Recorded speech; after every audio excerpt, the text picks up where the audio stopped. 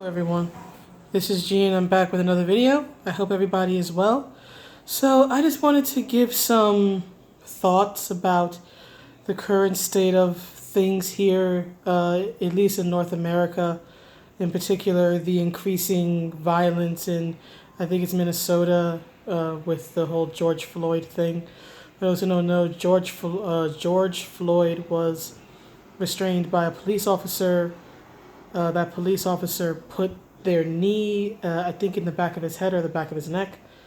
He said he couldn't breathe. The officer wouldn't let up, and Mr. Floyd eventually died.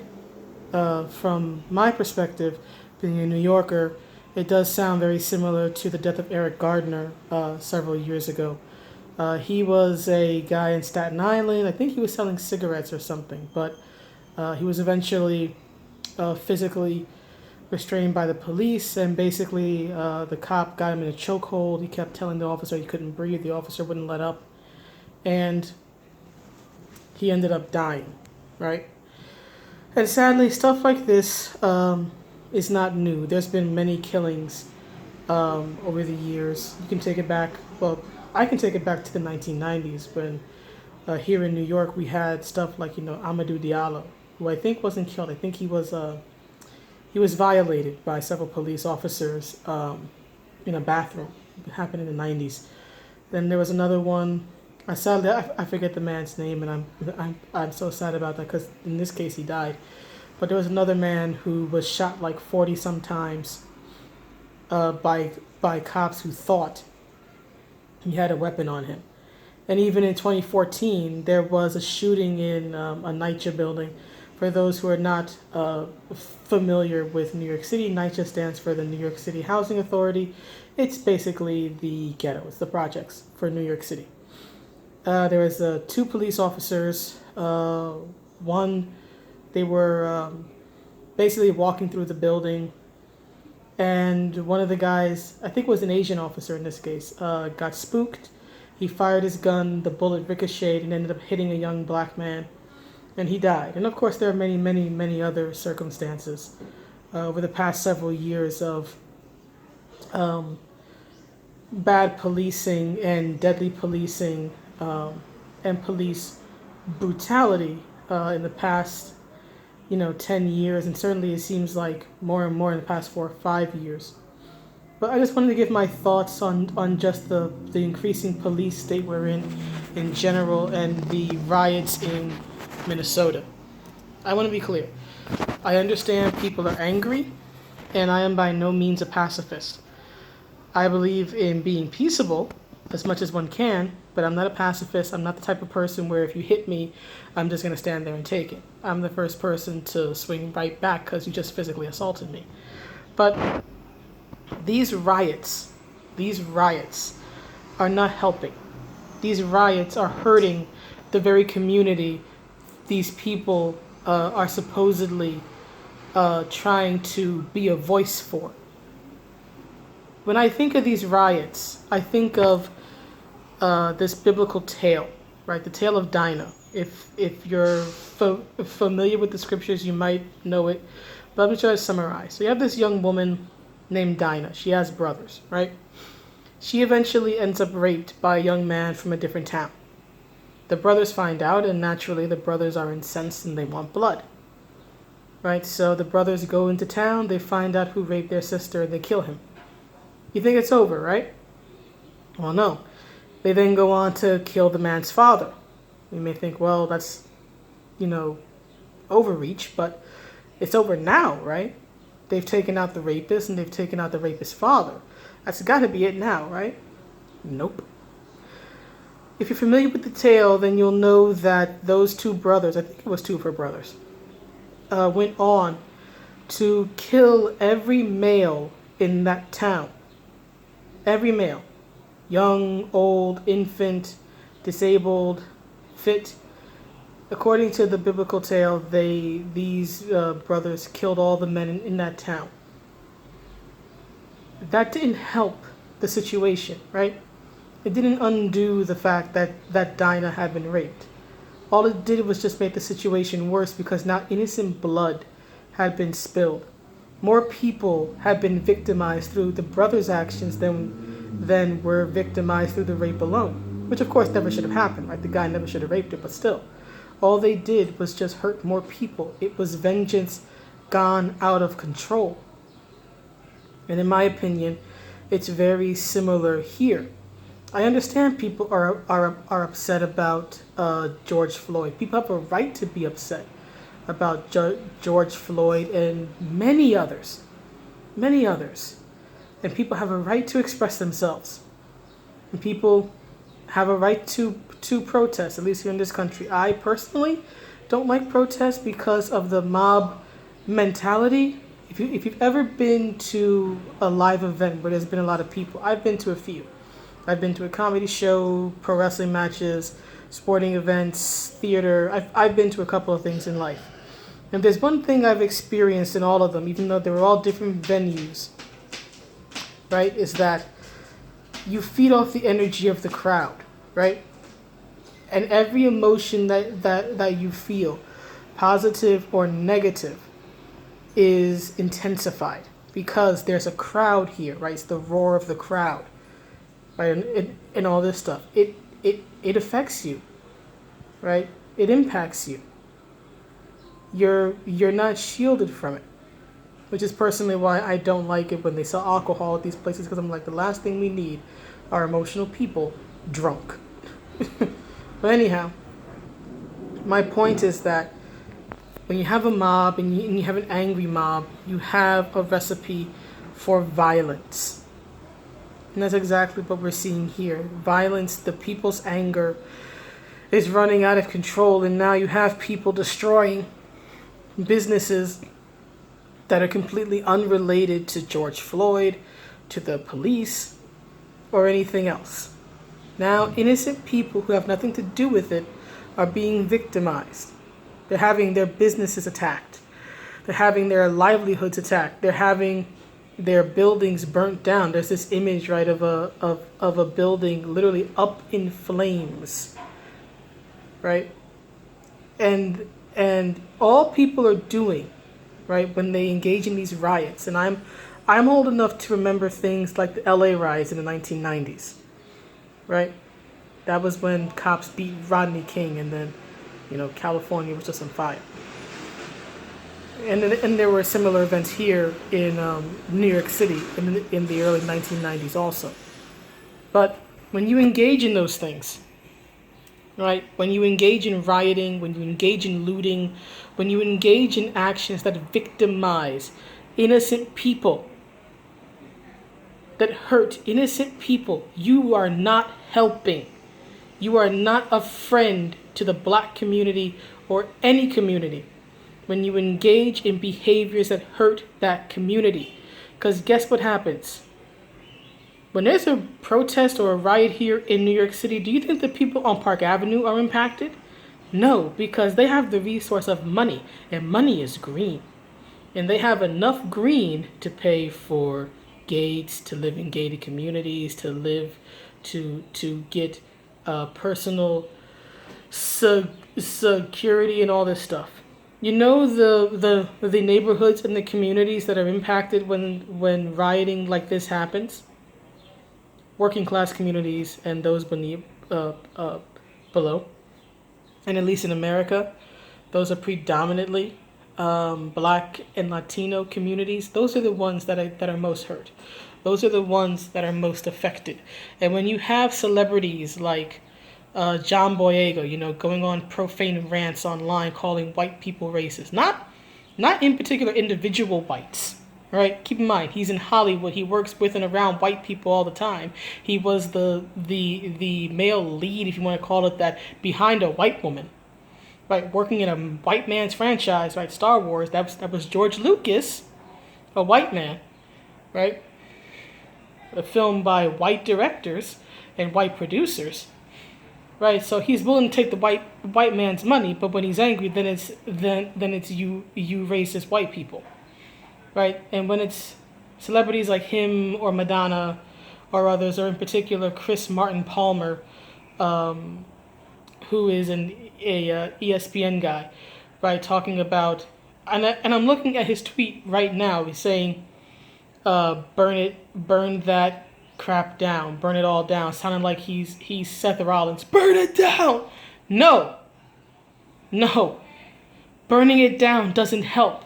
Self-destructive behavior does not help. It will not solve anything. You know what self-destructive behavior does? You know what stuff like this does when people are incited to violence and driven to violence, especially violence that harms innocent, unrelated people.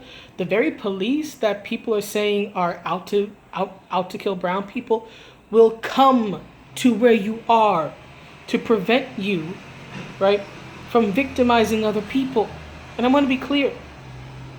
I'm not the biggest fan of the cops. I've had positive experiences and I've had negative experiences with the police. And full disclosure, I have a cousin who is a police officer. Okay, so I'm not trying to act as if I am unbiased or completely objective and have no biases either way. That's not true. Okay? But I have seen cops do good things and I have seen cops do bad things. I have seen cops literally form a ring around a young girl who was speaking at a college who was calling them killers. Calling them all killers. And yet they stood there and they endured her verbal abuse and they protected her. I've also seen cops lie about people in my own family to cover their own asses in certain situations. I've seen a lot of different things, positive and negative, with the police, right? And I do believe that policing in America, especially in the big cities where there is a large black and brown population, is a huge problem. I do think a lot of them are taught to shoot first and ask questions later. I do think that that another huge issue is that when the police break the law, right, 9 times out of 10, they will receive a sentence that is 100 times lighter than what someone who was not a cop would receive. For example, that officer I was talking about who accidentally killed a man. Do I think that officer, I think his name was Peter Liang, I think it was. Do I think that officer was looking to kill a person that day? No, I don't. Do I think that he hates brown people? No, I don't. I think he was a guy in a spooky building. I know what NYCHA buildings look like. I've been in more than enough of them. I think he was in a spooky building. He was in a spooky stairwell. I think he heard a noise. I think he got spooked. He fired. And unfortunately, his actions ended up killing somebody. Right? But the fact that it was, at best, negligent homicide doesn't change the fact that he killed a man and that he should have gone to jail for it, right? But because he was a cop, right, he got a much, in my opinion at least, a much lighter sentence than someone who was not a police officer would have gotten in the same situation. That's not right, that's unfair, that causes people to distrust and dislike the police. So believe me, I'd be the first person to tell you that there's a lot of issues with policing, and not just here in the States. There's issues in policing too, like in Canada, when you had that poor girl in the stormtrooper costume accosted by police on Star Wars Day. Cops who feel scared or emboldened are never a good thing because it creates a fear state, right? You want the police to protect you. You don't want to live in fear of the cops. Right? But when you do things, when people do things like set a city on fire, burn down their own communities, all you're doing is bringing the cops, the good cops and the bad cops, right to your door. And what you're doing will give them legal recourse to use potentially lethal force against you. It doesn't help. This rioting doesn't help. It does nothing but destroy. Violence begets violence. This is the very expression of it. All it's doing is tearing a city and a people and a country apart more than it already was. We were already fractured. This just adds to it. And then when you have celebrities like John Boyega or Madonna or Chris Palmer or others who incite people to violence with their rhetoric. And then in the case of Chris Palmer, when that violence suddenly comes to his gated community, he's like, oh, these people need to go. Literally, he has a tweet here. I'm looking at it right now. It says, they just attacked, and again, these are the rioters, right? They just attacked our sister community down the street. It's a gate. Listen to this. It's a gated community, and they tried to climb the gates. They had to beat them back. I bet you they were either personal, Jesus Christ, security forces or the cops, right? So he doesn't mind employing police or other types of law enforcement to protect himself, right? But it says here, they had to beat them back, then destroyed a Starbucks, and now are in front of my building. Get these animals, the heck, I'll say, out of my neighborhood. Go back to where you live. This is the same guy who was saying, burn it down, who gloated about going to a protest and participating, not in the protesting, but in the rioting, in the violence. But then when that violence is visited upon him in his community, then it's, oh, send them away. Go back to where you came from. It's hypocrisy and virtue signaling 101, and I can't stand it. It disgusts me. And there are many, celebrities and not, who are like Palmer, who will encourage this, who will incite this up until it is visited upon them. Then suddenly it's a problem because it's visited upon them, right? They can sit back in their ivory towers and encourage people to destroy themselves and destroy their communities. But the moment that violence, that destruction, that anger, that rage is visited upon them, then it's, oh no, get these animals, get these heathens out of here. It's disgusting. And if I had it my way, I'd fire Chris Palmer from ESPN. If it were me, if I had it my way. He's lucky I don't have it my way. But this is the stuff that I'm talking about, right? If you care anything about people, regardless of race, and especially if you care about black people and black communities, please don't incite more violence. I am begging you, do not incite more violence. All it will do is simply hurt the black community more and more and more. People like to chant things like no justice, no peace. Here's the problem with that. You need justice and peace. Justice begets peace, peace begets justice. When you have neither, you have stuff like this, and it creates fear. Fear creates a police state creates fear. And that's what we're living in. When you have the police overstepping their bounds, when you have them, using policing tactics that harm people, or in this case, result in a man's death, or and with this pandemic, right? It just emboldens people who already, how do I put it? It's like, it's already pretty shaky ground with the police in general as it is when it comes to policing and their power and their authority, especially here in America where there is this very open wound still when it comes to violence and policing in the black community, right?